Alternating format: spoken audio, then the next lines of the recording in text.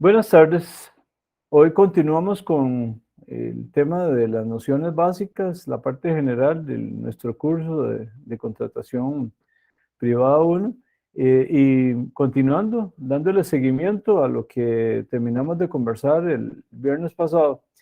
Y hoy es sobre un tema que tiene que ver con esa libertad de contratación que tienen las personas que, como vimos en la clase pasada, tenía una derivación constitucional, pero también tiene derivación de tipo legal. Pero hay un momento en que esa libertad de contratación, como ocurre en general con cualquier libertad, tiene un límite, y el límite en algunos casos es hasta donde se puede afectar la libertad de otra persona. Y hay algunas reglas también en tutela de intereses públicos que también podría afectar esa libertad de contratación. Así que vamos a verla, entendido de que sí existe, ¿verdad? Esa libertad contractual es la que nos permite la posibilidad de entrar a negociar un contrato determinado. Eh, Vimos cláusulas que eventualmente pueden generar abusos en las relaciones contractuales. Y bueno, ahora vamos a retomar un poco de estos aspectos de buena fe, de fraude de ley y de abuso del derecho, que también ligado a lo que establece el artículo 1022, nos viene a generar un complemento importante de aspectos que están vinculados con los contratos y en que en algunos casos genera alguna limitación. Repito, estos ahorita los vamos a desarrollar a mayor profundidad. Pero también vimos que en el caso de algunas situaciones generales, y esto también lo revisamos en la lectura que hicimos en la clase pasada, con el primer párrafo del artículo 1023, hay aspectos de equidad, de usos, de ley, por supuesto, y también de naturaleza de la obligación, que se comportan como aspectos que limitan el principio de libertad contractual. Y también, que también lo vamos a retomar ahora un poco más adelante, el tema de la recalificación de contratos. No quiero adelantarme para desarrollarlo no solamente al tenor de lo establecido en el artículo 1393, que es una norma que se refiere al contrato de donación, sino también con otras figuras. Así que, bueno, vamos a irlo desarrollando poco a poco. En el tema de lo de las cláusulas contrarias al orden público, la moral y las buenas costumbres, referíamos en la clase pasada e hicimos la lectura de estas dos normas que yo les digo que son como normas programáticas, son normas relevantes para que las partes sepan que hay aspectos que no son negociables. Usted puede tener la libertad de contratación, pero hay aspectos que no se pueden negociar. Y entonces, por ejemplo, les hablaba de que podría haber un negocio que tiene toda la forma de un contrato, pero que si el objeto contractual conlleva algún aspecto de ilicitud, estamos hablando de otra situación, ¿verdad? Repito, es un contrato que tiene todos los visos de contrato, pero al faltarle un elemento esencial, simplemente no estamos frente a un contrato, sería un hecho ilícito y completamente sancionable. Vean aspectos interesantes. Esta norma que también la volvemos a tocar cuando estemos en el segundo semestre, es de la Ley General de Ordenamiento Urbano y Suburbano. El artículo 70 de esta ley establece un plazo de 3 años. Y aquí es donde les decía, ahora en la introducción, que vamos a ver aspectos relevantes que quizás a veces perdemos de perspectiva o incluso no lo sabemos, que existen y que genera limitaciones para contratar. ¿Qué pasa con este plazo de 3 años? Está establecido por ley en favor del arrendatario, del inquilino. ¿Qué significa? El inquilino puede llegar por su propia decisión, llega a arrendar un local o una casa de habitación y le dice, no, yo lo quiero solo por 6 meses. En el tiempo, por ejemplo, que ustedes asistían presencialmente y mucha gente, principalmente gente que viajaban a alguna zona que les quedaba un poco más alejado de la universidad, tomaban en arriendo alguna propiedad, un apartamento, una casa para vivir cerca de la universidad. Bueno, si la persona, el arrendatario, el inquilino, decide contratar por menos tiempo, le dice, no, yo es que a mí me interesa tenerlo solo por año. Eso es correcto. Pero el inquilino en determinado momento puede decir, no, voy a pedir la aplicación del artículo 70 de la ley de arrendamiento urbano y suburbano y voy a pedir que el plazo se me respete a 3 años. Eso es completamente posible. Así es como lo establece la normativa y por lo tanto ese plazo de 3 años se convierte en una obligación para el arrendante.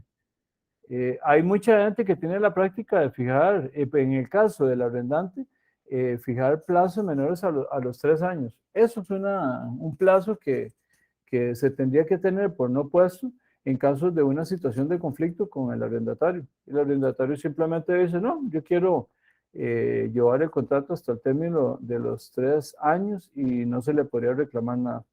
¿Ok? Ese sería un primer caso. Entonces, vean que un elemento tan importante como el plazo y está limitado o está determinado por una norma. Ok, parece porque alguien está ingresando ya. Recuerden que si alguno tiene alguna inquietud, inmediatamente nada más pide la palabra, ¿verdad? Pueden perfectamente participar. Otro artículo, el 421 del Código Civil. Este es un artículo que tiene que ver con el pacto comisorio. Este es un instituto que lo vamos a ver con más detalle en un trabajo de investigación y por lo tanto vamos a tener una exposición. Es una figura que en algún momento el desarrollo de la doctrina y alguna normativa establecía que en caso de hipoteca, ante una situación de incumplimiento por parte del deudor, le daba el derecho de apropiarse al acreedor del bien que estaba dado en garantía. En el caso costarricense hay dos normas, tanto en el Código Civil como en el Código Comercio, que generó una prohibición. Ya no se puede generar ese derecho de retener el bien como un mecanismo de pago. No obstante, repito, lo vamos a ver posteriormente en la Ley General de Garantías Mobiliarias. Hay una norma que pareciera que le volvió a generar una apertura al pacto comisorio, pero repito, eso lo vamos a ver con mayor extensión posteriormente. Tenemos el artículo 498 del Código de Comercio. Esta norma establece una restricción de no pagar intereses moratorios superiores al 30% de la tasa pactada para intereses corrientes. Recordemos que recientemente se promulgó una ley para regular todo lo que es tema de intereses. Por lo tanto, esta norma que se encuentra vigente, tendríamos que vincularla con esa ley que es la que limita y se le llama limitación a intereses de usura, pero no pueden establecerse superiores al 30%, se mantiene en lo que corresponde a los intereses moratorios. Tenemos otro instituto, el anatocismo, está contemplado en el artículo 505 del Código de Comercio. ¿Y qué es lo que establece? Y vamos a ver, porque el artículo también contiene una excepción en su redacción. Prohíbe la posibilidad de capitalización de intereses ex ante en el contrato de préstamo. ¿Qué significa eso? Yo no puedo establecerle una fijación de intereses sobre el capital a la hora de realizar los pagos. Que ya, yo sí puedo establecer, digamos, un interés corriente y un interés moratorio por toda la operación. Y eso va a estar vinculado con el plazo del contrato. Pero lo que no puedo hacer es decirle, no, va a ir sumando al capital, cada vez que existan intereses se lo voy a agregar al capital. Eso está prohibido. No obstante, si hay una excepción en el Código de Comercio, vamos a ver si Alberto nos pudiera colaborar con la lectura del artículo 505, que instituto que posteriormente lo vamos a volver a repasar, pero para que nos quedara claro, vamos a ver cómo se genera esa prohibición de capitalización de intereses en forma general. No obstante, hay una excepción que contiene la misma norma. Alberto, usted me dice cuándo lo tiene a mano. Ya, listo. Perfecto, lo va leyendo despacio porque el artículo hay que verlo como partido en dos, ¿verdad? Entonces vamos a verlo. La primera parte de la norma dice así. Es prohibido capitalizar intereses. Sin embargo, No, si hasta echan ahí. No, vean que esa primera parte establece la prohibición general. No puedo capitalizar intereses. Y repito, no es lo mismo generar intereses corrientes y moratorios, que las partes lo saben desde el principio y corresponde capital e intereses, que sumarle los intereses para efectos de ir incrementando el capital. Eso es lo que está prohibido. No obstante, la norma establece una excepción, que es la que ahora Alberto nos va a señalar. Sin embargo, si hecha la liquidación de una deuda se estuvieran debiendo intereses, se podrán sumar estos al capital para formar un solo total. Gracias, Alberto. Vean que aquí es diferente. Se liquidó la deuda, es muy posible que sea en sede judicial, pero podría ser también en sede administrativa. Y pensemos una situación, tal vez como para que les quede más claro. Una persona debía 100 colones, tenía una tasa de interés, pensemos que del 1.5%, está separado el interés corriente y tenía una tasa del 2% de interés moratorio. Pensemos que esa era la estructura del préstamo. No puedo sumarle el 1.5% de interés corriente al capital. Eso es lo que está prohibido. No obstante, pensemos en una situación donde un fiador en esa misma operación crediticia realizó el pago de toda la deuda. Como ya se está liquidando la deuda, ahí sí, ahí le sumo. Pensemos que se habían pagado solo 10 colones. Entonces tengo 90 colones, tengo que establecer cuánto era lo que correspondía a intereses corrientes que se dejó de pagar, que estaría separado de capital, y además habría que ver si hay algún tipo de interés moratorio. Entonces pensemos que son 90 más 15 colones de interés corriente más 10 colones de interés moratorio. Ahí ya entonces sí, le sumo a los 90, le sumo los 25, lo cual me daría que ahora la deuda que tiene, que existe, sería de 115 colones. Esa sería, digamos, la situación de excepción que sí contiene, pero igual que como lo señaló Alberto cuando hizo la lectura de la norma, sería solamente para casos de liquidaciones de deudas. ¿Sí? ¿Hasta aquí vamos claros? ¿Entendido lo que estamos hablando? ¿Sí? Ok, Jenny, levantó la mano. Jenny. Profe, cuando estamos hablando de liquidación de deuda, entonces es igual cuando el cliente se presenta a hacer una cancelación de una obligación en cualquier entidad financiera. Sí, ya tiene que haber algún tipo de grado de atraso en las obligaciones. Les decía que principalmente se da en sede judicial. Ok. Cuando se plantea en sede judicial, ahí se liquida, en el proceso correspondiente se liquida la deuda. Pero se podría dar excepcionalmente en sede administrativa. Por ejemplo, una persona, a pesar de que se le hicieron los requerimientos en una financiera, tiene 6 meses de no pagar. En ese Ujú. caso, para poder poner al día la operación y por el plazo que tiene, se tendría que liquidar. Y en ese Ok, caso sí se suma el capital más todo lo que tenga que ver con intereses corrientes y moratorios. ok, perfecto, profe. Profe, ¿y puedo hacer un comentario también? Por supuesto. Aprovechando, es que digamos aquí cuando se habla en el primer párrafo o la primera oración que es prohibido capitalizar intereses, ahora, bueno, yo trabajo en una entidad financiera y ahora con todo este tema de la pandemia, se dieron las famosas moratorias en algunas entidades, bueno, así las llaman a nivel interno, por lo menos en la entidad donde yo trabajo. Entonces ahí siempre se nos explicó que no se podía cobrar interés sobre interés, ¿verdad? Entonces, todos los intereses. Eso es el anatocismo. Ajá. Que entonces aquí el cliente, digamos, decía, pero bueno, y lo que dejé de pagar de intereses, no se preocupe, señor, eso se le va a incluir a usted en otra obligación, ¿verdad? Podría ser una operación o en algunos bancos se les llamó cuentas por cobrar, en la cual se le cobra cero tasa de interés. Entonces decían, cero tasa de interés, entonces se le sonaba como atractivo, pero en realidad es que no se le estaba cobrando interés sobre interés porque si no, obviamente estaríamos en contra de esta norma que estamos viendo hoy. Jenny, sí, y tal vez quisiera agregarle algo a lo que usted está señalando. Hay que tomar en cuenta que ahora, en época de pandemia, aparte de la promulgación de la ley contra los intereses de usura, se establecieron una serie de medidas por parte de las entidades financieras, principalmente las que ejercen intermediación financiera, me imagino que es como en la que usted trabajaba, en donde se establecieron planes especiales de atención a deudas, en donde sí se dieron moratorias al tema a cobro de deudas o se ampliaron plazos. Hay varios mecanismos que utilizaron los entes financieros.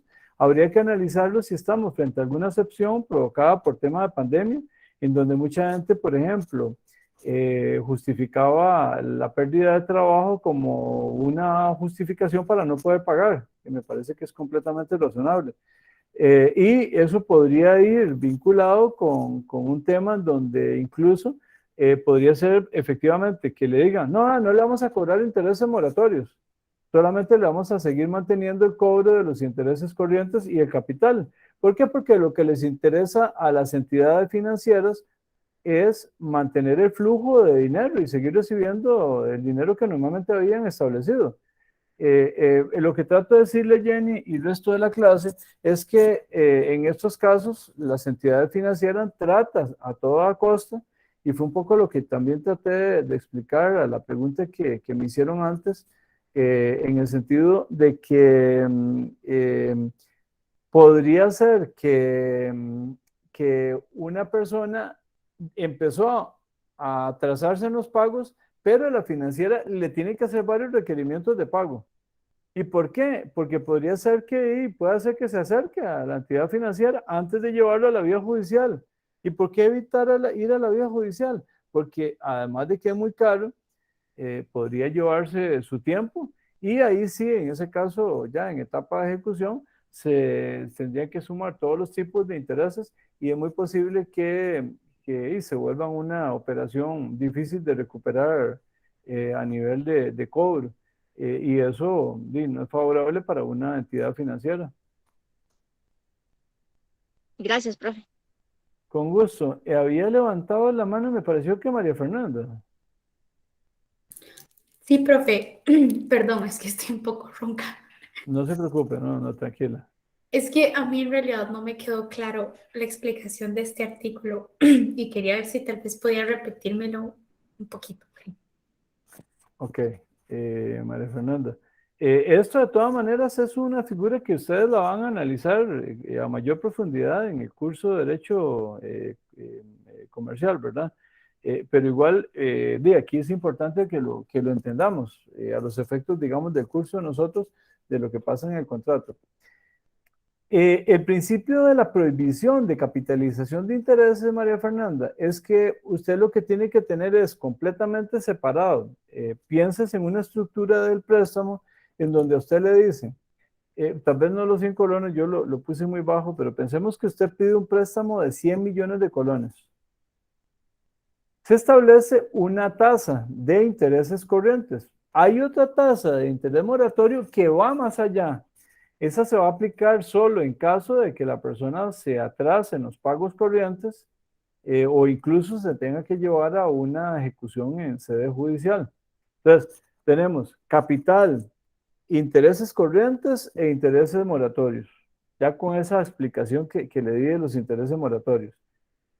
¿Qué significan los intereses corrientes? Es lo que le va a permitir, y Jenny en esto, que trabajó en una financiera, incluso nos podría ahondar todavía más en el tema, es el cobro que la entidad que presta el dinero va a ganar en relación con lo que le prestó a una persona en función de un plazo determinado, María Fernanda. Entonces, por ejemplo, pensemos que usted ocupa los 100 millones porque iba a a generar una actividad comercial y ocupa un capital semilla, un capital inicial para invertirlo en un negocio, un emprendedurismo que usted tiene. La entidad financiera, pensemos que es Jenny, aquí la entidad financiera se llama Jenny Solano, viene y le dice, no, yo sí tengo 100 millones para prestarle, ese es mi negocio, y le voy a aplicar una tasa de interés corriente determinada. que es la que le va a generar ganancias a esa entidad financiera, que está ávida de que le lleguen a pedir préstamos, porque el negocio de las financieras es colocar el dinero que tiene a su disposición. Entonces, 100 millones de colones, María Fernanda, y tiene aparte un interés corriente. Cuando usted va a realizar el pago, pensemos que esa operación es a 5 años plazo. Usted tiene que sacar un interés, una cuota de pago para cada uno de los meses. Vamos a ver, 5 años, estamos hablando de 70 y... ¿sí 60 son? meses. 60 meses. Sí, Sí, señor, 50. sí, correcto, son 60 meses. María Fernanda, entonces usted lo que hace es distribuir los 100 millones. Bueno, hay que agregarle costos administrativos, esa parte no nos vamos a meter, pero son costos administrativos de formalización de negocio, pero pensemos que se mantienen los 100 millones. Entonces usted, en ese caso, Jenny, que es la que le presta, va a dividir los 100 millones entre 60. Y además, ya calculó la tasa de interés. Entonces, pensemos que vamos a ver a alguien que me haga una operación ahí rápido. 100 millones entre 60 meses, ¿cuánto me da la cuota?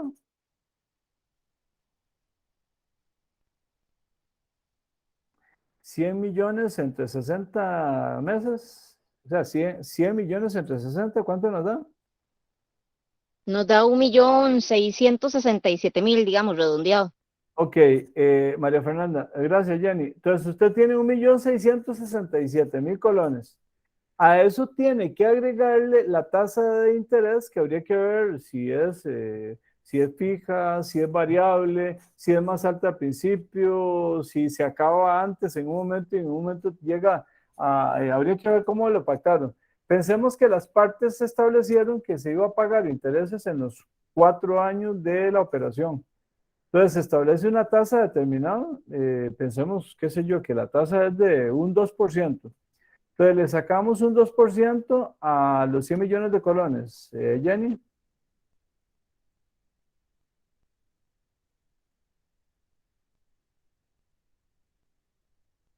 2% de 100 millones de colones. Serían 2 millones. Ok, 2 millones. Y eso dividámoslo entre 40. Perdón, no.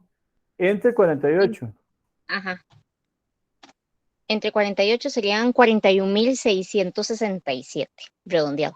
Excelente. Entonces, María Fernanda, vea, usted, la cuota que va a pagar durante todo el periodo, bueno, en ese caso, los primeros 40, bueno, normalmente se fija una cuota, digamos, fija para los 60 meses.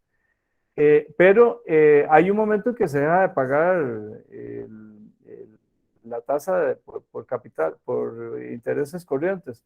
Entonces lo que hace es que le suma el monto de esa operación que hicimos de intereses corrientes al monto que tenía capital y eso le va a dar la cuota mensual que usted tiene que pagar.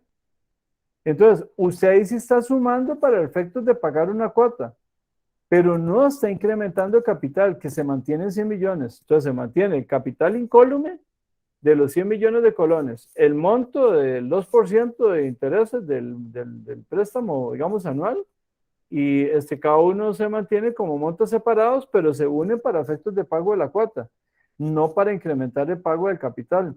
Lo que está establecido en esta norma es que no se puede, por ejemplo, desde el principio decir, no, usted me debe 100 millones más el monto de los intereses, al final lo que me está debiendo son 120 millones. Eso es lo que no se permite.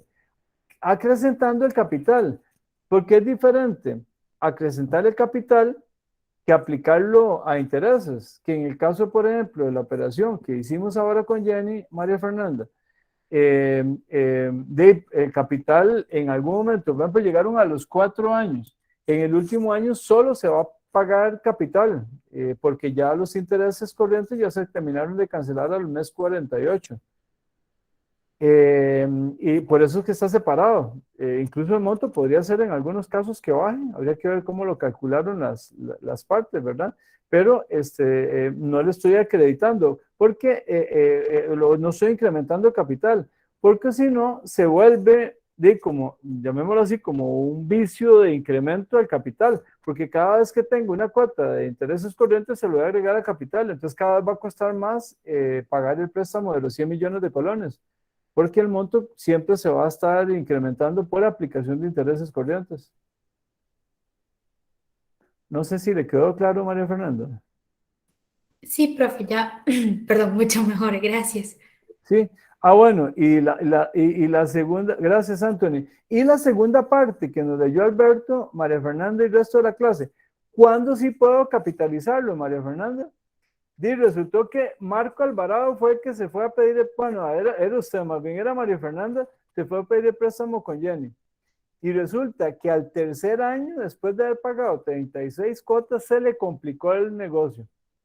Y le faltaba todavía pagar bastante de capital y todavía le faltaba un año de cuotas de intereses, digamos, de lo que correspondía a intereses corrientes, que es muy posible que ya estuviera incluido en una cuota fija durante los 5 años. En ese caso, ¿qué es lo que pasa? Jenny llega y se comunica con usted. Y aló, María Fernanda, vea, es que usted tiene 3 meses de no pagar la cuota. Y María Fernanda al otro lado, si es que viera que estamos en una situación complicada, el negocio no me está dando suficientes ingresos como para poder pagar la cuota. Es muy posible que Jenny le diga, vea, le vamos a dar un mes más para no aplicarle, para no ejecutarle la deuda. Ya ese monto sigue corriendo, en ese caso, como no se pagó, ahí ya entra a participar un tercer tasa de interés que es solo el moratorio, que incluso más alto que el corriente, ¿verdad? Entonces yo le digo, vea, María Fernanda, como usted está en deuda, tengo 2 alternativas, decirle, vea, le vamos a dar lo que decía Jenny, le vamos a dar un plazo, digamos, para que pueda pagar sin que le sumemos los intereses moratorios, pero le damos un mes nada más. Pasa el mes, Jenny vuelve a llamar a María Fernanda, aló, María Fernanda, vea, ya pasó el mes que le dimos, ¿qué pasó con usted no pagó? No, era que no pude pagar. En ese caso, Jenny tiene que llevarlo a la vía judicial y ahí se suma el capital que faltaba pagar por los 2 años, la tasa de interés corriente que le faltaría de pagar, más la tasa de interés moratorio. Hasta que se concluya el pago de la deuda, estaría corriendo el interés moratorio. Entonces serían como 3 conceptos diferentes. Y ahí, cuando ya se procede a liquidarlo, ahí sí se suman los 3 para establecer un solo monto de la deuda. Y también, por ejemplo, ¿por qué es importante esta segunda parte de la excepción de no capitalización de intereses, María Fernanda?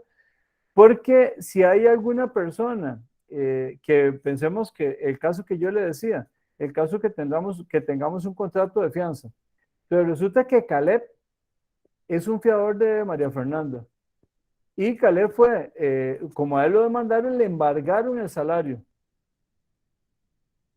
en el trámite judicial de cobro. Y entonces Caleb dice, no, a mí me genera problemas el que me hayan embargado. Va a donde Jenny y le dice, Jenny, dígame cuánto es lo que se le debe en total. Y Jenny le dice, sí, pero eso ya está, podría ser en sede administrativa, pensemos que ya está en vía judicial. Jenny le dice, sí, Caleb, esto ya está en vía judicial.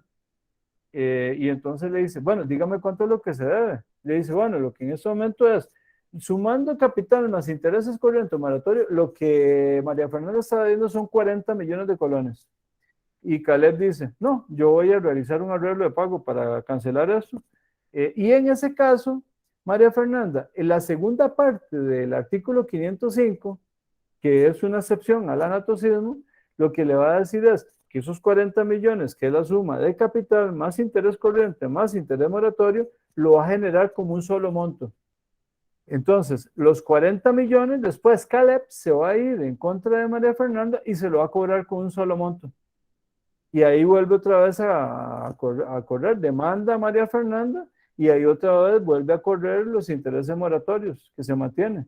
Los intereses que se tenían de la obligación inicial se le trasladan a favor de Caleb, que es un fiador que pagó o llegó a un arreglo de pago con Jenny y procede a demandar Caleb a María Fernanda por ese monto de los 40 millones, que sería un monto único y sigue corriendo posteriormente. En el mismo ejemplo que tenía Jenny, le sigue corriendo a Caleb en favor suyo para cobrarle a María Fernanda. Sí, no sé si les quedó claro. Muchas gracias, profe. ¿Sí le quedó claro, María Fernanda? Sí, profe, muchas gracias. No, con todo gusto. Si alguien más tiene alguna duda sobre esa explicación o si les quedó claro, espero que sí les haya quedado claro. Profe, la excepción del anatocismo es el 405 ¿de qué código? El 505 de Código de Comercio es el que está citado Aquí. ahí que nos leyó Alberto. Ok, perfecto, gracias. No, con mucho Profesor, gusto. disculpe, profesor, es que, digamos, en el trabajo nos ha pasado, digamos, que nos ha dado clientes o que llegan y dicen, ve, es que yo pedí un crédito con prestamista, ¿verdad? Entonces dice, es que el saldo va incrementando. Entonces uno ya dice, bueno, señora, pero ¿usted cuánto le cobran de interés, verdad? Y dicen, es que a mí nunca me dijeron que yo tenía que pagar un interés. Entonces, claro, ¿verdad? Digo yo, la típica garrotera que diría uno, ¿verdad? Sí. Entonces, que el cliente estaba pagando siempre 100.000 colones, por ejemplo, y no tenía que pagar 100.000 colones, tenía que pagar 150 porque tenía que pagar los intereses. Entonces, aquí ellos lo que he podido observar, ¿verdad? Es que aplican los intereses moratorios a esos intereses, pero yo no sé si eso es correcto. Porque No, la no. cliente está atrasada, digamos, la cliente está atrasada, porque obviamente no ha pagado los intereses, pero sí ha pagado el capital y nunca le explicaron. Entonces, llega obviamente preocupada a la entidad financiera a ver cómo uno le compra la deuda. Entonces, uno a veces dice, bueno, ¿qué le estarán cobrando aquí? ¿Solamente los intereses moratorios sobre esos intereses corrientes o cómo se manejarán, ¿verdad? Sí, el ejemplo que pone Jenny es un poquito diferente, ¿verdad? Habría que revisar las reglas de las cláusulas, digamos, de contrato de préstamo con esa comilla garrotera. Por aquello, los que no saben qué es una garrotera son entidades financieras que cobran intereses abusivos, que fue lo que trata de corregir la ley esta contra la usura. Pero sí, se ha dado mucho. Jenny, en muchos casos de eso, lo que se establece es una cláusula que le dice que en caso de que se produzca un atraso de un día, le empieza a aplicar la tasa de interés moratorio. Entonces, en esos casos, se mantiene la deuda con el capital, con el interés corriente que debía. Imagínense que la cuota, ¿cuánto era lo que nos daba la cuota que usted sacó, Jenny, de capital más intereses? ¿Cuánto nos daba la suma de los dos montos? A 1.708.667. Más los intereses corrientes. No, ya ahí estaba incluido. ¿A cuánto es la cuota? La cuota era de 1.666.667. Ok, Ajá. capital más intereses corrientes. Este era nada más capital y más No, no. intereses corrientes era 1.708.000 porque estábamos sumando. No, por eso sí, digamos, la cuota, digamos pues, cerrémosla en 1.710.000 colones. Ajá, Eso corresponde a capital más intereses corrientes. sí. Esa cuota se va a mantener, pero resulta que esa cliente de ustedes dejó de pagar un mes. Con un día, normalmente así se establece en el contrato, con un día de atraso empieza a correr intereses moratorios. ¿Y sobre qué se establece el interés moratorio? Sobre el capital. No le suma los intereses corrientes porque todavía no se está liquidando la deuda. ¿Y por qué? Vamos a ver, Jenny, contésteme usted lo que le voy a decir. ¿Por qué es que le empieza a aplicar el interés moratorio? Bueno, Es lo por el provoca, lo atraso. provoca, lo provoca el atraso de pago. Sí, Pero sí. ¿por qué la financiera está urgida en aplicar el interés moratorio? Y esto le genera ganancia, ¿Por qué? le genera ganancia, utilidad, Ajá, pero ¿por qué? porque ¿Cuál es la razón es de puro sentido común por un tema de tipo financiero? Bueno, es de sentido común, pero no sencillo, ¿verdad? Es ajá. porque la tasa de interés moratoria es mayor que la tasa corriente. Ah, claro, sí, y ahora sí, ya le entendí la pregunta. Exacto, sí, tal vez la pregunta no estuvo bien planteada. El tema es que le interesa salir en carrera a cobrar el interés moratorio, porque entonces le va a cobrar capital, interés corriente, que ya está establecida la cuota, 1.710.000, y cada día que pase, el interés moratorio, que es más alto que el corriente, se lo va a ir sumando a la deuda que tiene. Ese es el negocio de las comillas garroteras. ¿Sí? Más o menos ese era el ejemplo, Jenny. Sí, señor, ese era el ejemplo. Y no, más bien ya usted me aclaró que los intereses moratorios se cobra sobre capital, entonces ya me fui mucho más clara Ah, de este párrafo. exactamente, sí, se cobra sobre capital y repito, es siempre mayor que el interés corriente. Por eso se le empieza a sumar, apenas empieza a generar algún tipo de deuda para agregarle un elemento más a lo que se va a cobrar. Es muy posible y es parecido, esta es una figura que nosotros vamos a ver cuando veamos en el segundo semestre el contrato de, de cuenta corriente. Por ejemplo, la que se genera cuando obtenemos una tarjeta de crédito. ¿Cuál es el negocio de las empresas que tienen tarjetas de crédito?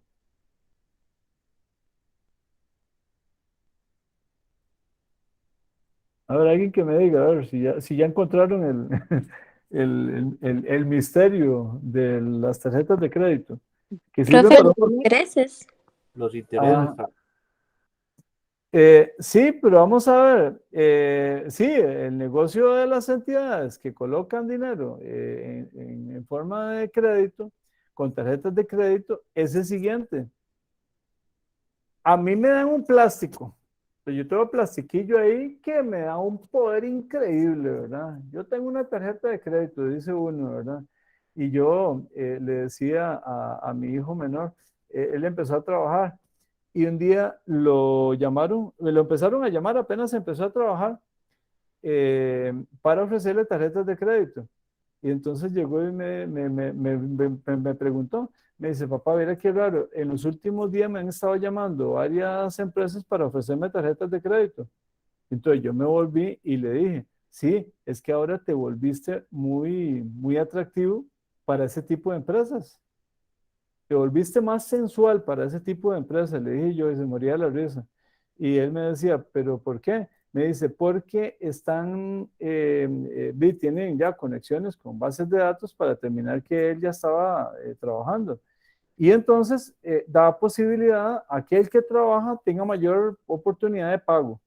Pero vamos a ver cómo funcionan las tareas. Y bueno, yo sé que me estoy adelantando cosas del segundo semestre, pero lo que me importa es que a ustedes les quede claro alguna explicación que yo doy. Yo utilizo el plástico, voy a un comercio a gastar algo que no tengo. Si no tengo ingresos, lo que estoy cometiendo es una barbaridad. Pero pensemos que yo sí tengo ingresos, pero lo que quiero es gastar antes de tener el dinero del ingreso. Entonces, por ejemplo, una persona que tiene un trabajo y entonces dice, mira, me quiero comprar un celular que vale 800,000 colones, pero no tengo la totalidad del dinero. Lo voy a sacar con tarjeta de crédito. Voy a un lugar donde venden celulares y le digo, quiero ese celular, ¿cuánto vale? 800,000 colones, le dice el dependiente. Yo le digo, sí, lo quiero. ¿Y cómo lo va a pagar? Con tarjeta de crédito. Ah, sí, claro. Excelente negocio para el que vende, porque ya hizo el negocio. Ya el problema de cobro le corresponderá al dueño de la tarjeta. Viene, la tarjeta de crédito se puede utilizar de dos formas. Hay una que no le genera mucha utilidad a las casas que colocan tarjetas de crédito y otra que sí. Decían Caleb ahora y Sofía, intereses salieron diciendo desde el principio, son intereses muy altos, pero en caso que yo utilice la tarjeta de crédito como un mecanismo de financiamiento. Porque si yo lo hago pagando la totalidad de los 800,000 colones cuando me entró el dinero del salario, simplemente lo que hice fue un pago de contado. Pagué los 800,000 colones y no me pueden cobrar más allá de lo que yo gasté. 800,000 colones voy, pago los 800,000 colones y se acabó la deuda. Pero pensemos que no se puede porque tiene otro tipo de obligaciones, entonces de pagar 800,000 colones, pagó solo 200,000 colones. Le quedan 600,000 colones a saldo. Esos 600,000 colones empiezan a generar lo que decían Caleb y Sofía, empiezan a generar intereses. Y entonces, el siguiente mes ya no debo 600,000 colones, debo 600,000 colones más interés corriente de, qué sé yo, 60,000 colones. Entonces ya se me volvió la obligación de 800.000, que era originalmente, a 800.600. Y ahí hasta que ahí se termine de cancelar el monto de la deuda. Gente que no tiene orden con el uso de tarjetas de crédito, lo que hacen es ir haciendo una revolutivo los intereses, ¿verdad? Entonces tienen un monto siempre de deuda, pero lo van rehaciendo y se va moviendo el dinero y al final el que gana con eso, ¿quién es? La entidad financiera. La entidad financiera dueña de la tarjeta, que ese es el negocio, el cobro de intereses. Igual que como ocurre con los préstamos, en el caso de cualquier entidad financiera también, préstamos que se comportan como una especie es un crédito, ¿verdad? Simplemente juegan con los intereses. La suma de los intereses que pagan las personas por préstamos o por uso de una tarjeta son los que generan el negocio de una entidad financiera. Ese es el gran arte del tema de todo lo que tiene que ver con negocios de tipo financiero que implica crédito. ¿Sí? ¿Sí quedó claro la explicación que he dado? Sí, profe. Sí, Sí, ok. profe. Ok, perfecto. Entonces, bueno, vamos a continuar. Este tipo de cosas le digo, ustedes es muy posible que después lo reafirmen en los cursos de Derecho Mercantil. Yo no sé si ya los están llevando. Sí, profe, también. Sí, profe, también. ¿Qué están llevando? ¿Comercial qué? Comercial 1. Ah, sí, es que comercial uno más de tipo histórico y todo. Ya conforme vayan evolucionando en los derechos comerciales, ahí se van a dar cuenta que todo este tipo de cosas lo van a ver con mayor profundidad y ojalá que con una mejor explicación que la que yo les señalé. Nosotros aquí lo importante es verla simplemente como un mecanismo de afectación a la libertad de contratación, pero creo que era importante que lo tuvieran ustedes completamente claro. Otra Profe, situación, disculpe, sí, Jenny, disculpe, falta el último párrafo de ese artículo. ¿de cuál? ¿Del 505? Sí, faltó todavía el último párrafo. Ah, ahí, Alberto, es el dueño de la norma, yo pensé que ya la habíamos terminado. Alberto. Bueno, sí, falta solo una oración que dice, al otorgar un nuevo documento o prorrogar el anterior, pueden estipularse intereses sobre la totalidad de la obligación. Sí, eso es parte de un complemento, Jenny, de la aplicación de la excepción, que era el ejemplo que yo le ponía a María Fernanda con el caso de Caleb, que en ese caso, la suma cuando se liquida, la suma de capital más interés corriente más interés moratorio va a dar un monto total que es el que Caleb le va a cobrar a María Fernanda. Listo, profe. Ok, perfecto. Otras situaciones que tienen que ver con limitaciones a la libertad para contratar. Aquí, bueno, ahorita es muy común, ¿verdad? El tema de taxistas piratas, Uber y ahí Didi, les puse ahí como algunos ejemplos, ¿verdad? Pero aquí entra en juego, junto a la libertad de contratar, la libertad de comercio, el enfrentamiento con algunos derechos públicos. ¿Por qué? Porque en el caso de Costa Rica, el sistema que tiene Costa Rica en materia de transporte es un sistema regulado. ¿Qué significa esto? De que hay una entidad que se encarga de decir cómo se maneja el tema de transporte, quiénes lo pueden dar, en qué circunstancias lo pueden dar. En el caso de Costa Rica es el Consejo de Transporte Público, que es una institución, una de las instituciones, parte del Ministerio de Obras Públicas y Transportes. Por eso aquí cuando se generó el tema de todas estas plataformas, se generaron dos interpretaciones. Una que decía, no, es que aquí lo que hay es una violación. Principalmente gente muy de tipo liberal decía, no, aquí lo que hay es una ofrenda, una violación contra la libertad de comercio y la libertad contractual. Y los administrativistas salían con la otra posición y decían, no, es que aquí se está afectando porque es una afectación normal basada en interés público, porque el sistema costarricense es un sistema de regulación estatal, por lo tanto tiene que someterse a esas reglas. Esa es toda la disputa que se da con el tema de todo lo que son taxis. Y vieran que no empezó ni con los taxis piratas, ni con el Uber, ni con el Didi. Empezó con otra figura muy parecida. Porque cuando empezó a cuestionarse allá por finales de la primera década del presente siglo, como por del 2005 al 2010, alguien muy vivillo se volvió y dijo, no, aquí no le vamos a llamar entonces servicio de taxi para que no me generen problema. Bueno, yo no sé si saben, y si lo saben, nada más se lo reitero. Para tener un taxi o para tener una línea de bus, tiene que existir una autorización de parte del Estado para poder explotarlo. Tienen que pagar incluso ahí unos cánones y cosas, seguros, determinadas condiciones de revisión técnica. Pero gente lo vio como un mecanismo que sí surgió un poco como los taxis piratas, pero surgió como un mecanismo de generar ingresos, sin mayor regulación.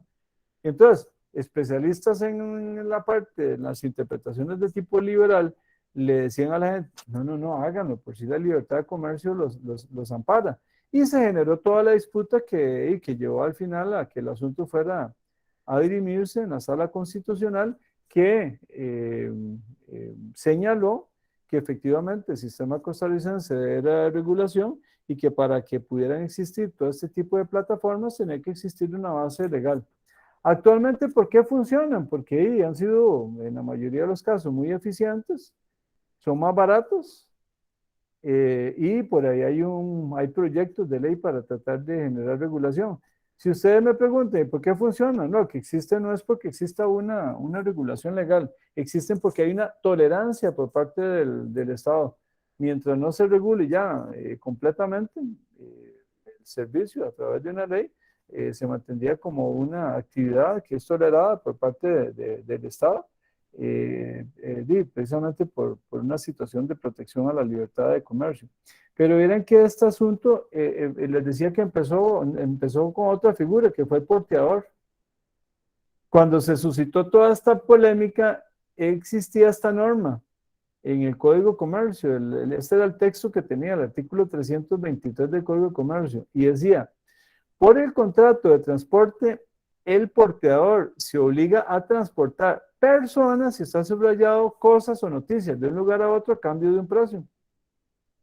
Y alguien llegó y dijo, no, hombre, aquí está la salida. Dice, yo puedo transportar personas, no le voy a poner nombre taxista, sino que le voy a poner nombre porteador.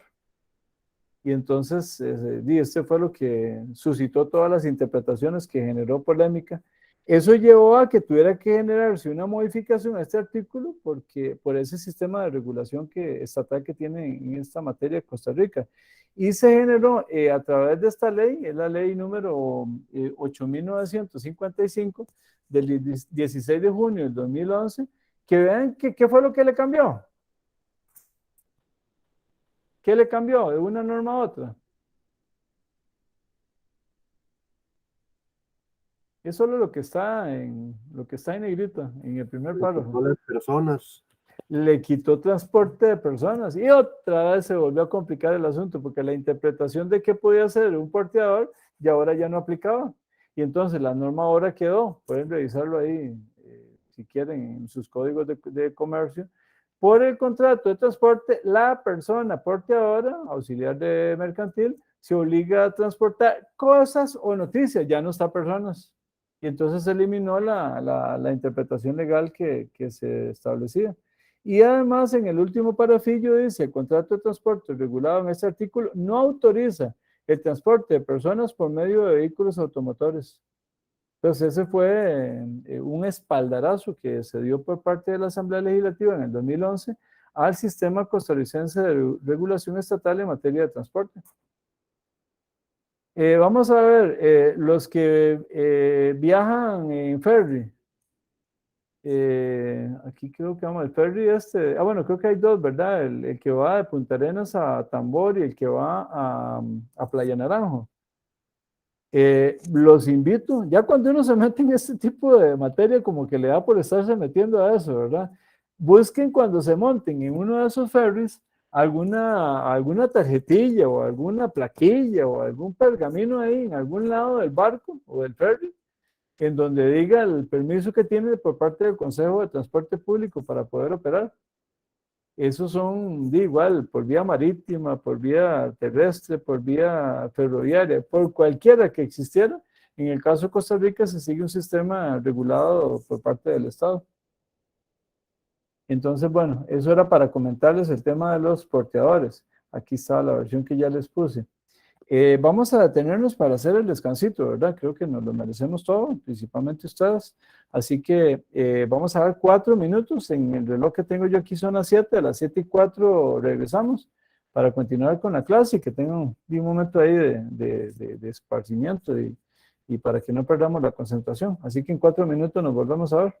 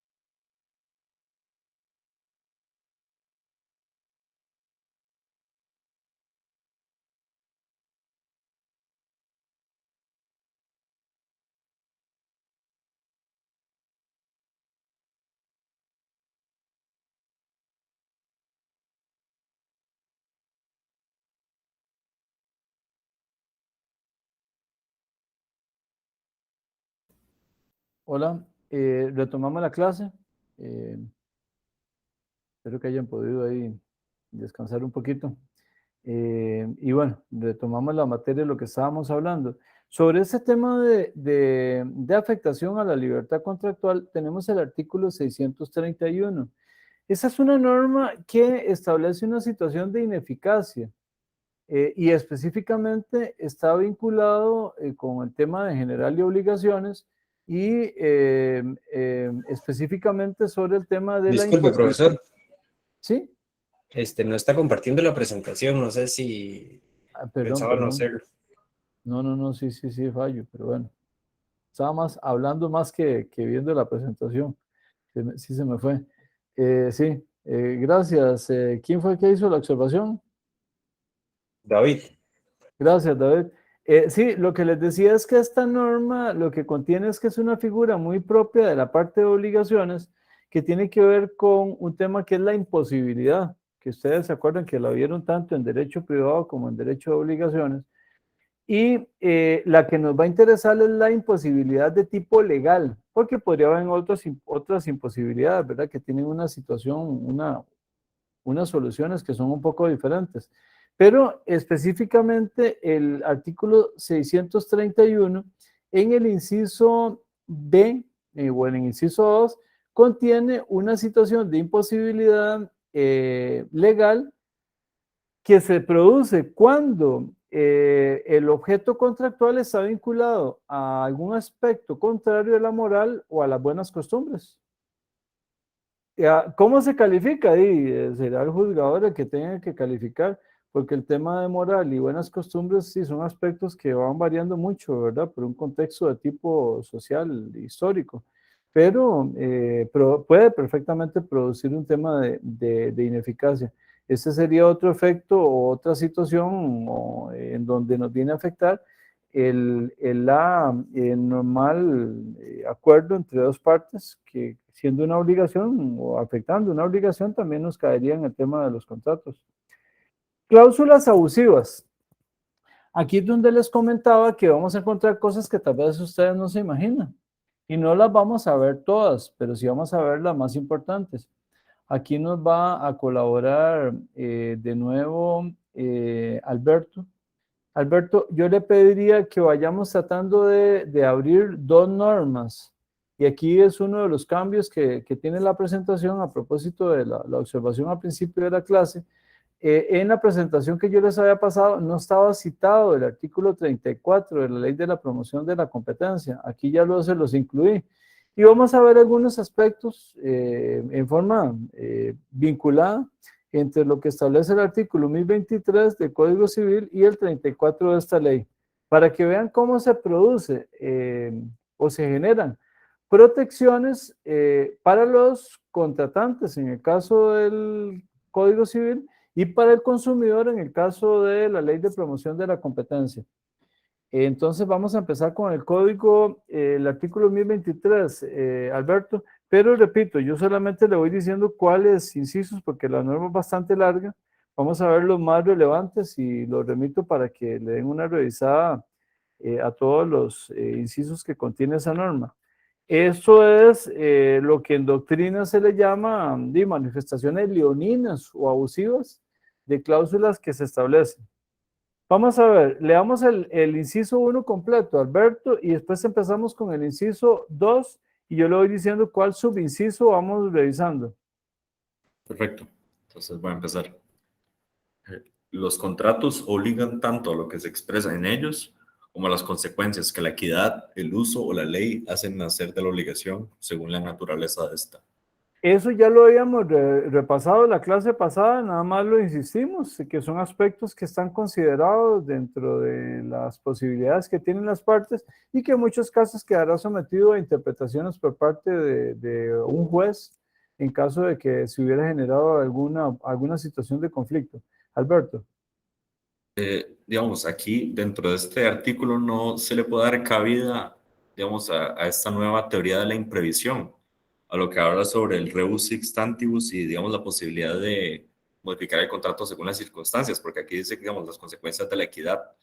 Y, digamos, si nos contextualizamos dentro de la pandemia, como en algunos casos, por las situaciones globales, una parte tenía una posición de desigualdad sobre la otra que previo a la pandemia no existía, por ejemplo.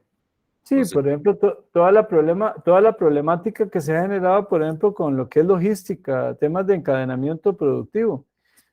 Podría estar aquí, sí se podría referir, Alberto, pero hay otras normas específicas que contienen el principio que usted citó, el rebus sic stantibus, que no me quiero adelantar porque es un tema que analizamos un poco más adelante. El rebus sic stantibus es una figura que permite la posibilidad de buscar un equilibrio en la relación contractual, pero sí, podríamos ubicarlo ahí, pero más bien después podemos tener esa observación suya para decirle específicamente en cuál norma todavía está en forma más clara regulada esta figura. muchas gracias. Con gusto. El inciso 2, vamos a ver, el encabezado, yo le digo algunos incisos. A solicitud de parte, los tribunales declararán la nulidad absoluta de las siguientes cláusulas contractuales. A. Las de conformidad con las cuales el vendedor u oferente se reserva el derecho de modificar unilateralmente el contrato o de determinar por sí solo si el bien vendido es conforme al mismo. Inciso B. La fijación por el vendedor u oferente de un plazo excesivo para decidir si acepta o no la oferta de compra hecha por el consumidor. Muy bien. Inciso F. Las de renuncia por el comprador o adherente al derecho de rescisión del contrato en caso de fuerza mayor o en caso fortuito.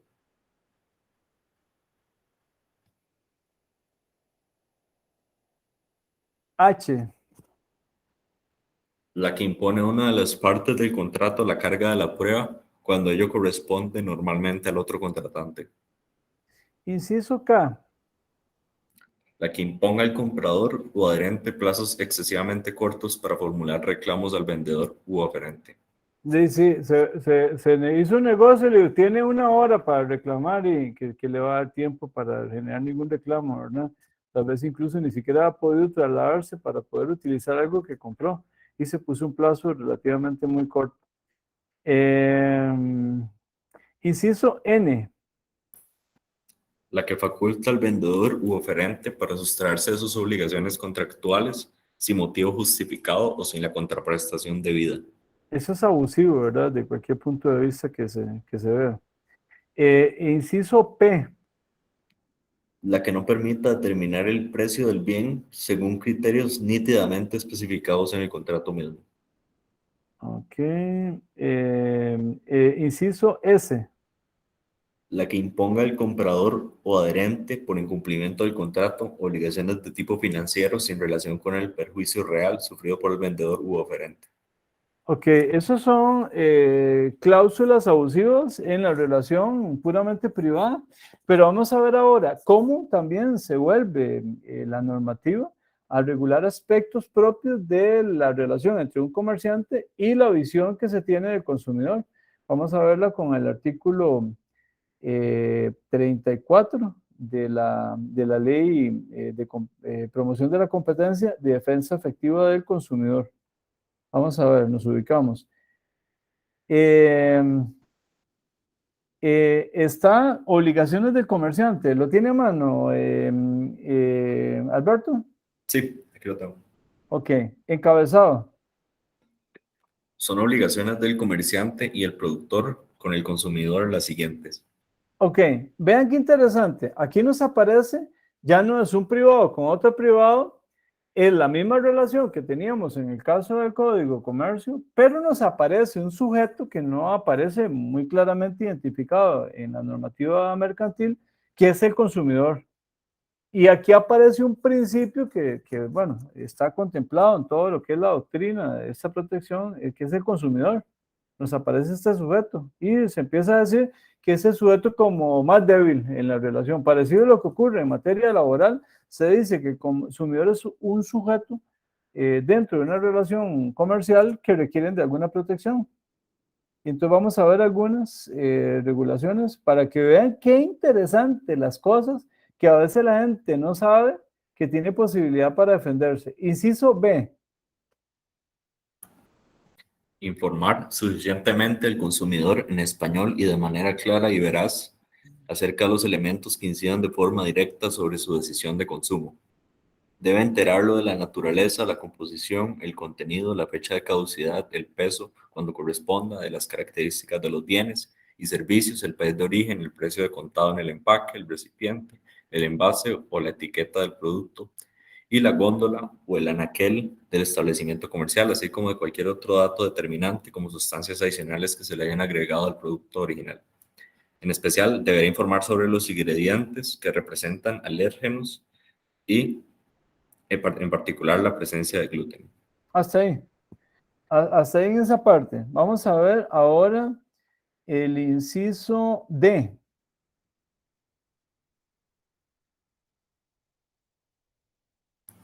Suministrar a los consumidores las instrucciones para utilizar adecuadamente los artículos e informar sobre los riesgos que entrañe el uso al que se destinan o el normalmente previsible para su salud, su seguridad y el medio ambiente. Por ejemplo, gente que consume cigarrillos, tiene que estar señalados todos los daños que puede ocasionar el fumado y lo tiene que poner en condiciones, bueno, hay otras leyes que lo señalan en forma todavía más gravosa, principalmente normas internacionales, pero tiene que decirse cualquier riesgo que tiene, lo que pueda generar. El inciso E, Informar al consumidor si las partes o los repuestos utilizados en reparaciones son usados. Si no existe advertencia sobre el particular, tales bienes se consideran nuevos. ¿por qué se considerarán nuevos? Porque se protege y se le dice, ah, no, si a usted no se lo advirtieron, esto debiera ser nuevo, por lo tanto tienen, en caso de algún daño, tienen que reponerlo como si fuera nuevo. Inciso F, Informar cuando no existan en el país servicios técnicos de reparación o repuestos para un bien determinado. es informar que no existe, no es que no puede, o sea, no se puede dar una situación como esa. Por ejemplo, hay computadoras que se pide que los técnicos la van a ver y entonces lo recibe alguien aquí en el país y lo trasladan al extranjero para que lo reparen. Eso sí es posible, pero se tiene que informar cuando se adquiere el bien determinado. Inciso G, importantísimo. Garantizar todo bien o servicio que se ofrezca al consumidor de conformidad con el artículo 40 de esta ley. Bueno, la garantía nosotros la vamos a ver después con más detenimiento, pero la garantía es importantísima para todo lo que es situaciones de comercio. Inciso J, que se asemeja mucho a una norma que acabamos de ver en el artículo 1023 del Código Civil. Fijar plazos prudenciales para formular reclamos. Ajá. Inciso M. Cumplir con lo dispuesto en las normas de calidad y las reglamentaciones técnicas de acatamiento obligatorio. Excelente. Una que a veces los comerciantes se olvidan y que se pueden meter en problema es todo lo que tiene que ver con pesos y medidas. Artículo, inciso N. Mantener en buenas condiciones de funcionamiento y debidamente calibradas las pesas, las medidas, las registradoras, las básculas y los demás instrumentos de medición que utilicen en sus negocios. Esta otra importantísima en tema de lo que son las facturas, el inciso ñ. Extender la factura o el comprobante de compra donde conste en forma clara la identificación de los bienes o servicios, así como el precio efectivamente cobrado. En los casos de ventas masivas, se faculta al Ministerio de Economía, Industria y Comercio para autorizar el establecimiento de otros sistemas mediante los cuales se compruebe la compra. Y vamos a ver, vean ahora lo que va a leer Alberto y otra persona que no sea Alberto me va a decir en dónde lo vieron parecido también. El inciso O. Apegarse a la equidad, los buenos usos mercantiles y a la ley en su trato con los consumidores. Toda Ok, información. Bueno. No, hasta ahí, hasta ahí. ¿Alguien que me diga en dónde está muy parecido esa redacción? Al inicio del 1023. Eso, muy bien. ¿Quién me lo dijo? Caleb. Eso, Caleb, muy bien. Exactamente. Es el inciso 1 del artículo 1023. Excelente.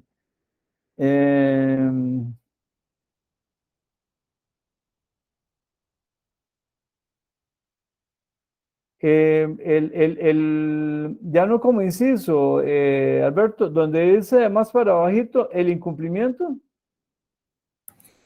El incumplimiento de alguna de las obligaciones enumeradas en este artículo faculta al interesado para acudir a la Comisión Nacional del Consumidor que da en esta ley o a los órganos jurisdiccionales competentes y para hacer valer sus derechos en los términos que señala el artículo 43 de la presente ley. Gracias, Alberto, por la lectura. Esto yo sé que es un poquito extenso, pero me parece que era importante que tuviéramos una claridad sobre normas que protegen en términos de cláusulas que no se pueden contemplar en contratos y que protege a las partes en el caso del Código Civil como en el caso del consumidor en la Ley de Promoción de la Competencia. Pues son limitaciones a cláusulas abusivas. Tenemos por otro lado el tema de contratos de adhesión y cláusulas de adhesión también que podemos tener, ¿verdad? Y aquí vamos a ver indicaciones diferentes. Vamos a ver, yo les señalé dos ejemplos, el caso de contratos de transporte, por ejemplo, el caso de aviones y el caso de seguros. Son contratos de naturaleza adhesiva. ¿Qué significa contratos de adhesión? Que lo vamos a ver cuando veamos también la parte de clasificaciones de contratos. Son contratos donde se limita, una de las partes establece una serie de cláusulas y limita la posibilidad de discusión con la otra parte. Entonces le dice, este es el clausulado, ¿le sirve o no le sirve? Tómelo o no lo tome. Es una decisión. No obstante, se tiene que señalar que aunque existan estos contratos, no es que sean irrebatibles. Perfectamente se pueden ir a discutir a nivel administrativo y a nivel judicial. Me piden, si se pidiera un ejemplo, ¿en cuál contrato puedo yo discutir cláusulas de adhesión? Por ejemplo, en los contratos de seguros, uno perfectamente podría presentar una oposición a una modificación de contrato que establezca el Instituto Nacional de Seguros, como pasó allá como por el año 2014, 2015, donde variaron muchas cláusulas de los contratos en materia de seguro de vehículos. Y simplemente las cambiaron. Mucha gente se fue a hacer administrativa y en algunos casos el INS les dijo, no, yo voy a mantener la posición, si usted quiere váyase a la vía judicial.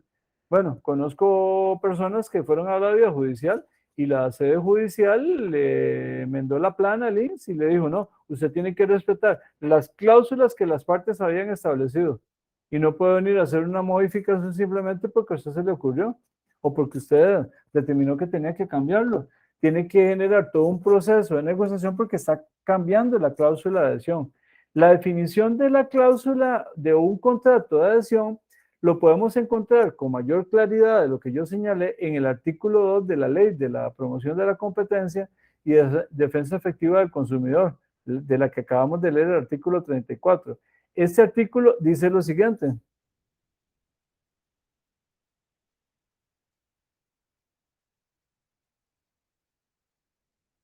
Este artículo dice lo siguiente. Alberto. Perdón, ¿cuál es? Es que ahí me perdí un segundo. Artículo 2 de la Ley de Promoción de la Competencia. Perdón, ya lo tengo. Okay. Definiciones. Las expresiones o las palabras empleadas en esta ley. No, únicamente la definición de contrato de adhesión, Alberto. Ah, perfecto. Convenio, que contrato de adhesión. Convenio cuyas condiciones generales han sido predispuestas unilateralmente por una de las partes y deben ser adheridas en su totalidad por la otra parte contratante. Gracias, Alberto. Aquí no hay discusión de cláusula. Me ponen el clausulado, yo lo tomo, lo dejo. Ese es un contrato de adhesión y evidentemente me están afectando mi libertad de contratación. Porque yo no puedo llegar y decirle, es que quiero tomar un seguro para el carro. Vea, ¿me podría cambiar la cláusula 345 en el apartado 3, inciso 6? Digo, no, si no lo quiero, entonces vaya a tomarlo ahora que hay competencia, ¿verdad? Materia de seguro, le digo, no, nosotros no vamos a cambiar el contrato. Si le gusta así, lo toma, y si no, no lo vamos a cambiar.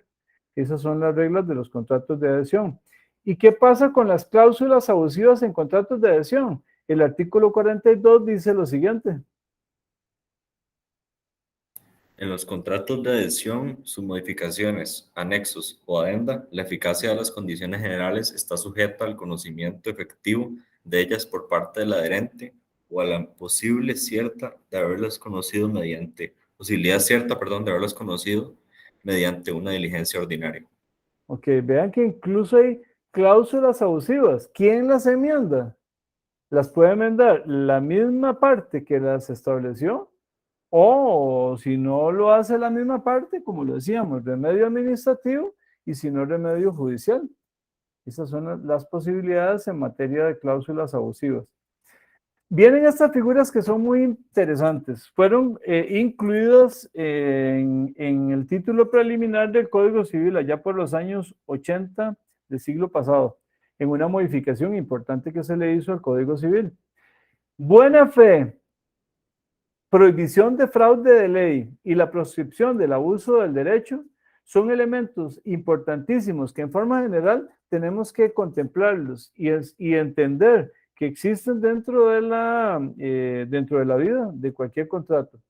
Los encontramos regulados en 3 normas de ese título preliminar: el artículo 20 para el fraude de la ley, el artículo 21 para la buena fe y el artículo 22 para la proscripción del abuso del derecho. Vamos a ver, incluso vamos a leerlo, tal vez ahí Alberto me colabora. Vamos a ir repasando primero el de la buena fe. Alberto, artículo 21. ¿Qué dice el 21 del Código Civil? Los derechos deberán ejercitarse conforme con las exigencias de la buena fe. Ok, excelente. Y vamos a ver qué significa, cuál es el alcance de la buena fe como principio. Porque normalmente hablamos mucho, es que tienen que hacerlo por buena fe. Bueno, ¿qué existe? ¿Qué significa? La buena fe es sancionar un comportamiento oportunista o contradictorio. Lo que se pide es que haya una actuación coherente por parte de los sujetos que participan en un contrato. En otras palabras, no es fraude la confianza que está contemplado dentro del contrato respectivo. En el caso de fraude de ley, más que explicarlo, vean la imagen que está ahí. Es una persona que cree que va para un lado, que va con ropa de trabajo y tiene una ropa diferente en la sombra y lo que lleva es diferente. Entonces, ¿qué es lo que aparece aquí? Se genera un ilícito disfrazado de legalidad. Hay una apariencia determinada, pero en el fondo no es eso lo que está contemplado dentro de la regulación del contrato respectivo. Eso es fraude de ley, lo encontramos regulado en el artículo 20 del Código Civil, que dice así. Listo. Los actos realizados al amparo del texto de una norma que persigan un resultado prohibido por el ordenamiento jurídico o contrario a él, se considerarán ejecutados en fraude de la ley y no impedirán la debida aplicación de la norma que se hubiere tratado de eludir. ¿Ok? Si se trata de generar una apariencia que no es, en ese caso, dice, tiene que cumplir como lo que debió haber existido desde el principio. Y el tercer instituto es el abuso del derecho. Dice, ¿cuál es el abuso? Es ejercer un derecho, o yo lo puedo ejercer hasta que no afecte a terceros. Es un principio de la libertad y el ejercicio de cualquier derecho, ¿verdad? Aquí aplica esa máxima latina, en latín, que dice, usu iure utit nenimen laudit. Laudit. Quien ejerce su derecho a nadie daña. Y vamos a ver, aquí quisiera hacer una pregunta para ver quién la contesta.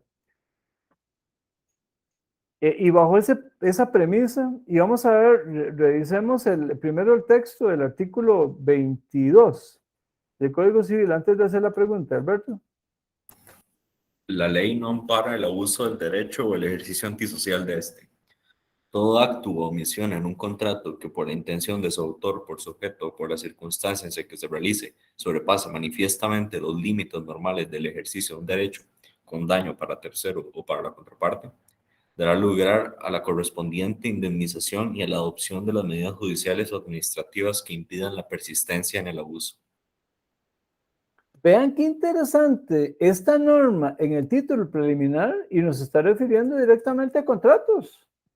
Nos está hablando de abusos de derechos en temas de contratos. Entonces, son 3 normas fundamentales para la aplicación. Y vieran que cuando nosotros estemos hablando de casos especiales de contratos ya en el segundo semestre, estas 3 normas nos van a servir de mucho. Entonces yo les voy a decir, ¿se acuerdan dónde estaba el principio de buena fe? Aquí tienen que aplicarlo. ¿Y en cuál artículo estaba? Ah, sí, en el artículo 21. ¿Y el fraude de ley? Sí, en el artículo 20. ¿Y no se puede abusar del derecho? Sí, artículo 22.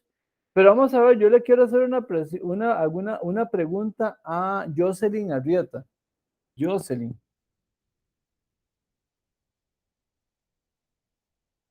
Hola, hola, Jocelyn. Jocelyn está por ahí, Jocelyn.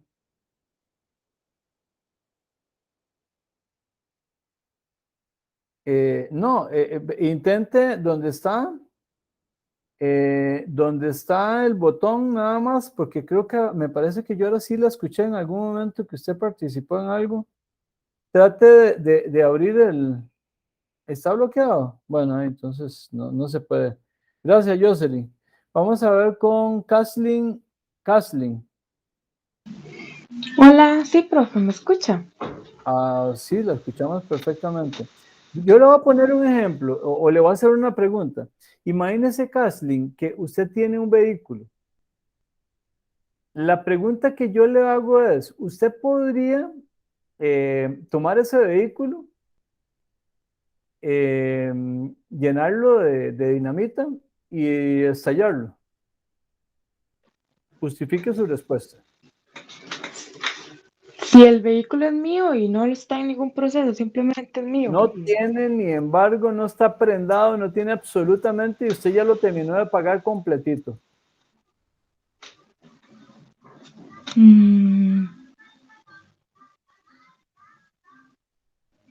Profe, es que ahí está como, según el artículo que nos acaba de leer Alberto, el vehículo es mío y no lo estoy como buscando alguna forma de dañar a un tercero, a menos que prenda la dinamita que está dentro de.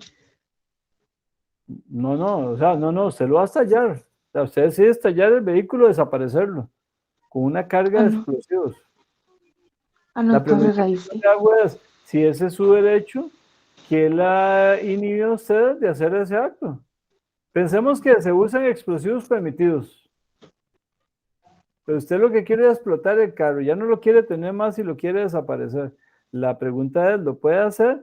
Y eliminando que haya algún gravamen o que tenga alguna prenda. Ok, sí, en este caso no se podría porque es una acción que pues podría ser considerada antisocial y que además afecta a terceros. ¿Por qué afecta a terceros si no tiene ni gravamen ni está prendado? Porque el carro tiene dinamita, o sea, eventualmente cuando él encienda, eh, independientemente del lugar, va a afectar ya sea a personas o incluso a propiedades. ¿Y por qué? ¿A dónde lo va a estallar usted? Yo no le dije a dónde lo estallaba. Podría ser que usted se lo lleve a un desierto y lo estalle en un desierto, una propiedad muy grande. Bueno, ese ya es otro supuesto, sí, Exactamente. sí. Ahí en ese caso sí. Pero yo creo que usted dio en el clavo. Vean qué interesante, sin que yo se lo dijera, Kathleen entró a esa valoración de que podría ser que la explosión afecte a terceros, no porque esté embargado ni tenga una prenda, sino porque el ejercicio de ese derecho puede afectar a otros. No, excelente la interpretación primera que dio. Ahora, yo le agrego un elemento que Kathleen no la estaba planteando. Pero si usted solo lleva una finca de un familiar y ahí no afecta a nadie, en un cañón ahí, y lo estalla y en realidad no está, ¿qué más? Hasta le reporta a la autoridad, vea, yo voy a hacer una explosión porque voy a, a desaparecer un vehículo. Y reporta después al registro público que el vehículo ya no existe, hace todo el procedimiento, pareciera que sí se puede. Entonces vean que en este tema de abusos, esa afectación a terceros que me parece que muy bien desarrollado por Kathleen, es la que tendríamos que valorar para cada caso. Muy bien, Kathleen, gracias. Ok, en los ejemplos, les voy preguntando, alguien que me hable qué pasó en términos de esto, de consecuencias implícitas del contrato que está vinculado con el inciso 1 de 2023 para el caso Hassan Germanini versus Marchiori. ¿Cuál fue el planteamiento que se hizo en ese caso de jurisprudencia? A ver, alguien que me lo señale. Está en las lecturas que teníamos que hacer.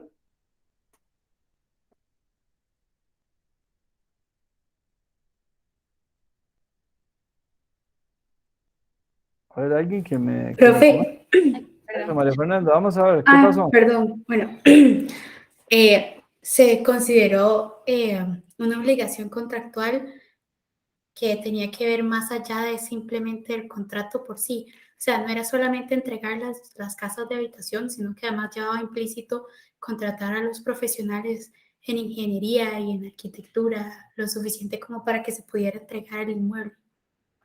Muy bien, María Fernanda, muchas gracias. En ese caso, efectivamente, el contratista que tenía que realizar obras, un contrato de obra, le dijo a la persona que lo contrató, es que necesito que me pague más porque tengo que pagarle a profesionales.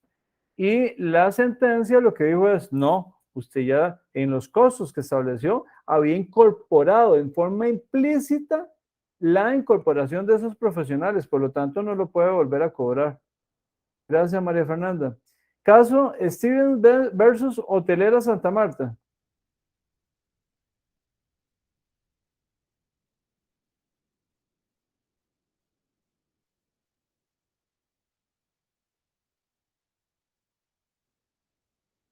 A ver, alguna persona que comente ese caso, Stevens versus Hotelera Santa Marta. Que se consideró que en el caso de la hotelera se incluía que debía estar revisando periódicamente las instalaciones eléctricas de cada establecimiento. Sí, gracias, David. Este es un caso que les agrego algunos elementos nada más para que lo consideren. Este fue un caso de una familia estadounidense. Estaban alojados en el Hotel Irazú, el que actualmente es el Hotel Bell Western, y que queda ahí cerca de la rotonda de la Juan Pablo II, ahí cerca del Hospital México. Resulta que se fueron a la piscina de noche y se electrocutaron. Incluso creo que el señor falleció, el padre de familia falleció y la familia interpuso una demanda contra la empresa. Y aquí lo que se estableció fue lo que David nos señalaba, que se estableció la obligación de una empresa que pone una piscina, porque ahí lo que hubo fue un descuido. Ustedes saben que el agua es muy buena conductora de electricidad y aparentemente un cable de la luz que le daba luz a la piscina estaba en mal estado y produjo una transmisión de la electricidad al agua. Entonces, donde entraron al agua, ahí se electrocutaron. Aquí la sentencia lo que dijo es, no, eso es implícito. En el contrato no tiene que decir que usted tiene que revisar todo lo que es cableado. Por defecto tenía que hacerlo. Y el tercer caso es el caso de parqueos en centros comerciales. Ese no estaba referido ahí en la lectura, pero se los comento muy rápido. Este fue el caso del archivo Hipermás. Por eso empezó. Han habido ya otros casos de otros centros comerciales, pero fue el primero que se dio allá como por el año 2001, 2002. Alguien fue al Hipermás, actualmente Walmart, de ahí de San Sebastián, dejó el carro en el parqueo y se lo robaron. Y entonces el Hipermás dijo, no, yo no soy responsable. Si más bien el parqueo yo lo pongo como un servicio adicional para los clientes. La sentencia, lo que señaló, aquí fue la sala primera, señaló que en el momento en que se tiene una obligación de dar parqueo para realizar actividad comercial, en el momento que se le ofrece a los clientes, son responsables por las cosas que ocurren ahí. Y se reconoció también una consecuencia implícita del contrato. Entonces ven que aquí hay tres casos en donde se estableció situaciones vinculadas con estas actuaciones que tienen que respetar equidad, uso, ley o naturaleza de la obligación. Y por último, les quería mencionar algo sobre el tema también de la recalificación de contrato que afecta directamente la libertad contractual. Y aquí terminamos esta parte porque el próximo viernes vamos a tenerlo complementado por la posición de la jurisprudencia sobre el mismo tema, una exposición que nos van a hacer dos compañeros. ¿Qué significa la recalificación del contrato? Las partes le ponen un nombre, pero no porque le pongan ese nombre, es el contrato que le pusieron. Sí, puede ser que le pusieran un nombre por conveniencia y al final resultaba un caso completamente diferente. Por ahí tenemos casos de contratos de trabajo en donde no era era un contrato de trabajo con todas las dimensiones, con subordinación laboral, con salario, con horarios, con prestación del trabajo, y sin embargo le ponen contrato de consultoría. Entonces, un juez puede venir y decir, no, yo recalifico este contrato, porque le pusieron título de contrato de servicios profesionales y en realidad es un contrato de trabajo. Y tal vez lo que se trató de evadir era algún tipo de pago de tipo laboral. Esas serían, digamos, como situaciones que se dan, ¿verdad? Aquí opera el artículo 20, que ya lo vimos, fraude a la ley. Y para que le vean también casos particulares, tenemos dos normas que lo retratan, el artículo 1393 y el 1394, en el caso de la donación, que Alberto nos ayuda con la lectura de esas dos normas.